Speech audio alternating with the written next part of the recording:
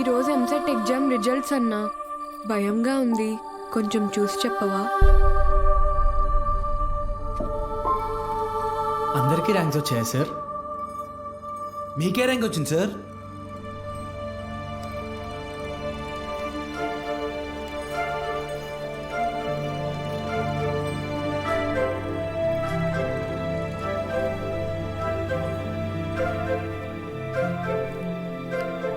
Muralikrishna 41 medical.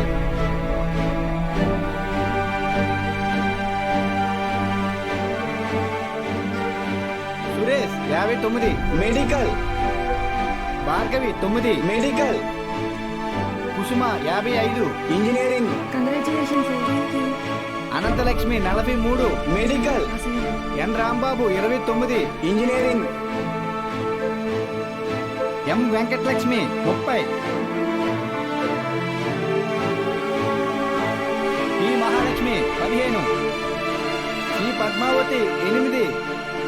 G Pramila 33. ఈ వీరన్న 9.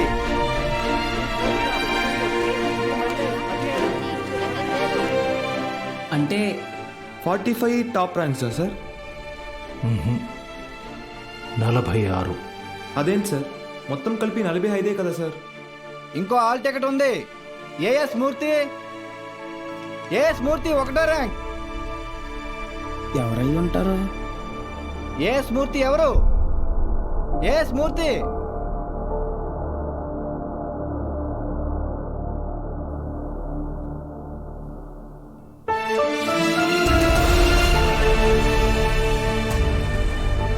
నాతో కలిపి 46.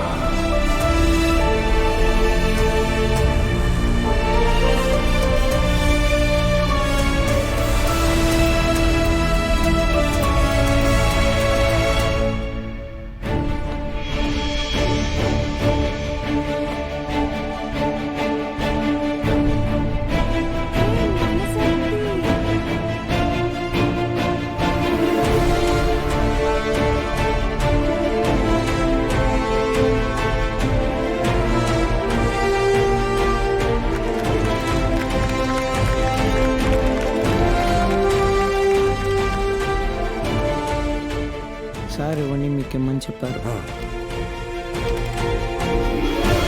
సతీ, నీ పూర్తి పేరు చెప్పు. అన్నవరం సత్యనారాయణమూర్తి. చాలా పెద్ద పేరురా.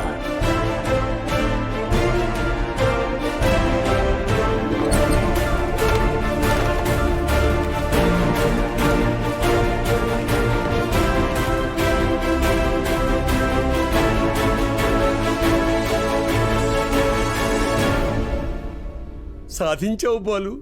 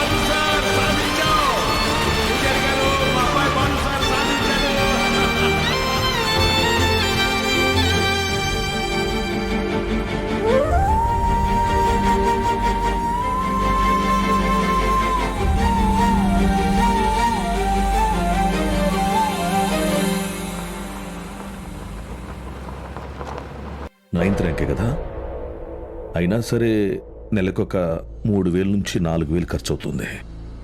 మీ నెల జీతం 900 అనుకుంటా కదా? అవునయ్యా. భయపడద్దు, అప్పు చేయక్కర్లేదు. మీ అబ్బాయి చదువు పూర్తయ్యేంత వరకు ఫీజు బాధ్యత నాది. పై చదువులకు అమెరికా పంపిస్తాను. అమలాపురంలో సబ్ ఇన్స్పెక్టర్గా పోస్టింగ్ ఇప్పిస్తాను. మీ అమ్మగారితో టౌన్లో హోటల్ పెట్టేస్తాను. నువ్వు చేయాల్సిందల్లా ఒక్కటే, నీకొచ్చిన మార్కులు త్రిపాఠి ఇన్స్టిట్యూషన్స్లో చదవటంలో వచ్చాయని చెప్పాలి. నువ్వు మా కాలేజీలో షార్ట్ టర్మ్ క్రాష్ కోర్స్ తీసుకున్నట్టు ఈ అగ్రిమెంట్ మీద సైన్ చేయాలి. మీ అమ్మ నాన్న పోగొట్టుకున్న పొలం ఇక మీదకి మీదే. ZPTC chairman post, anonymous.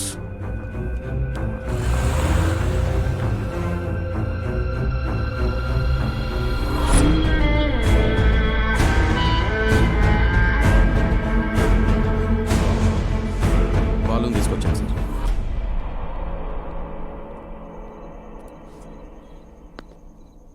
నీ స్టూడెంట్స్ సంతకాలు చేసి ఇచ్చారు నాకు. మీ ఈ ర్యాంకులు కారణం ఎవరని నిద్రలో ఎప్పటికినా త్రిపాఠి అనే చెప్తారా? పబ్లిక్లో పొరపాటుని పేరు తలిచిన ఒక్కరికి కూడా ఫ్యూచర్ లేకుండా చేస్తాను. అర్థమైందా? ఆ రోజు దట్ అసెంబ్లీ డే నీ ముఖం కూడా నేను సరిగ్గా గమనించేది. ఎక్కడో దూరంగా ఉన్నావు కదా, ఇంత చిన్నగా ఉన్నావు. వచ్చి నన్నే ఊడిద్దాం అనుకున్నావా? త్రిపాఠి సార్, చాలా రోజుల క్రితం మీరు నాతో అన్నారు, 0 fees 0 education, more fees more education అని. ఆ బోర్డులో ఉన్న స్టూడెంట్స్ ఎవ్వరికి వేలకి వేలు ఫీజు కట్టడం వల్ల ఈ ర్యాంకులు రాలేదు. మీరు వాళ్ళకి లక్షల లక్షల డబ్బులు ఆశ చూపించి వాళ్ళ ర్యాంకుల్ని, వాళ్ళ గెలుపుని కొన్నారు. ఇది కూడా ఒక గెలుపేనా?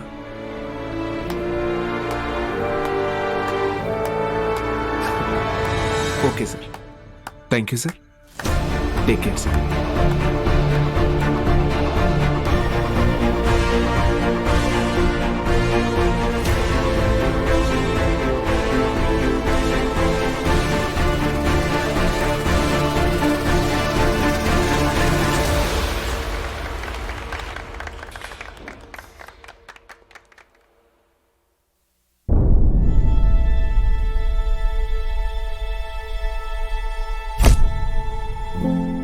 ఏ మనిషి అయితే మిమ్మల్ని నమ్మలేదో ఈరోజు ఆ మనిషే మీ ఇంటి ముందుకొచ్చి మిమ్మల్ని తన ఇన్స్టిట్యూట్కి బ్రాండ్ అంబాసిడర్ అవ్వమని బతిమాలుతున్నాడు. ఏదే బూస్ట్కి సచిన్ ఉన్నట్టు.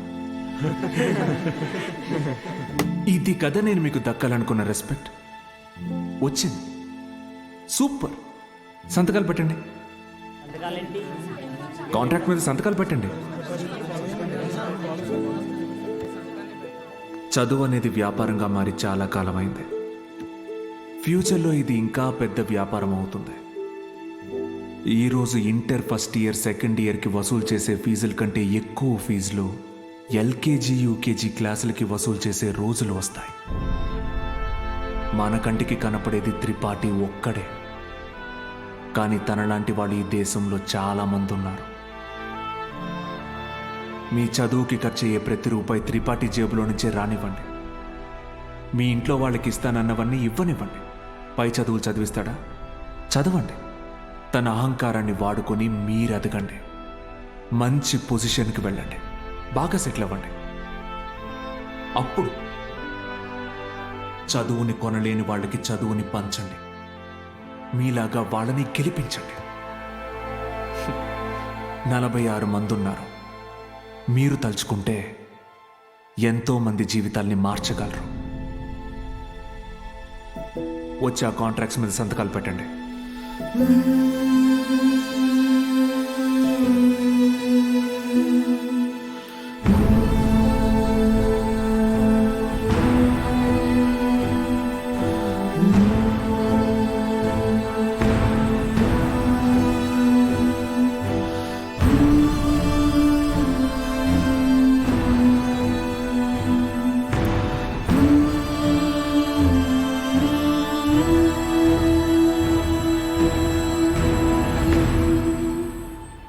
నేను త్రిపాఠి ఎడ్యుకేషనల్ ఇన్స్టిట్యూషన్లో చేరిన మొదటి రోజు ఎప్పటికీ మర్చిపోలేను.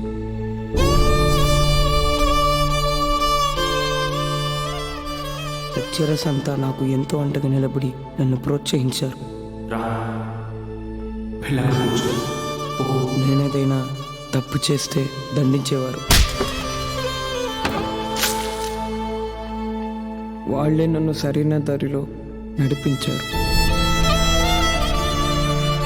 నాకంటూ ఒక లక్ష్యాన్ని ఏర్పరిచి అందులో నన్ను గెలిపించారు.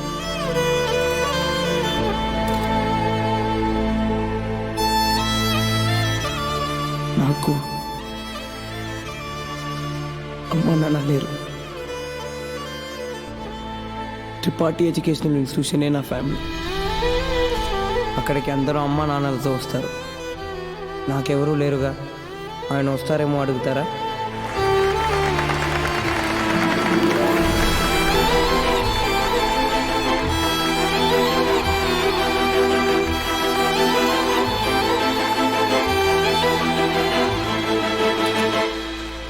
వెళ్ళిపోయాడు. వరం ఇచ్చిన తర్వాత దేవుడు ఎలా మాయమైపోతాడో అలా మాయమైపోయాడు. ఆ తర్వాత బాలు సార్ని మేము ఎప్పుడూ కలవలేదు. ఆయన ఉంటే త్రిపాఠి వల్ల మాకు ఎప్పుడైనా ప్రాబ్లం వస్తుందనుకున్నాడు ఏమో. వెళ్ళిపోయాడు. ఏ పాడుబడిన థియేటర్లో బాలు సార్ మాకు చదువు చెప్పారో ఆ థియేటర్నే ఇప్పుడు మేము కోచింగ్ సెంటర్గా మార్చాం. సంవత్సరం పొడుగునా మా 46 మందిలో ఎవరో ఒకరు వచ్చి ఈ పేద విద్యార్థులకి క్లాసెస్ తీసుకుంటాం. అరే అభి మీ తాతరా? ఇక్కడ చదువు అమ్మబడదు, పంచబడుతుంది.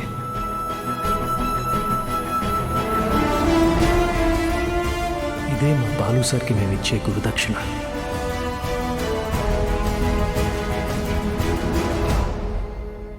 ఇప్పుడు బాలు సార్ ఎక్కడున్నారు సార్? తెలీదు.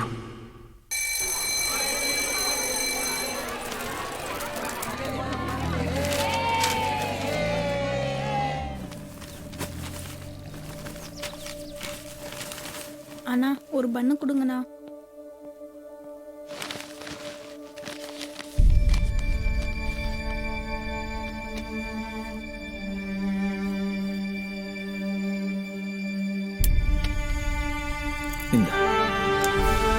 தேங்க்ஸ்.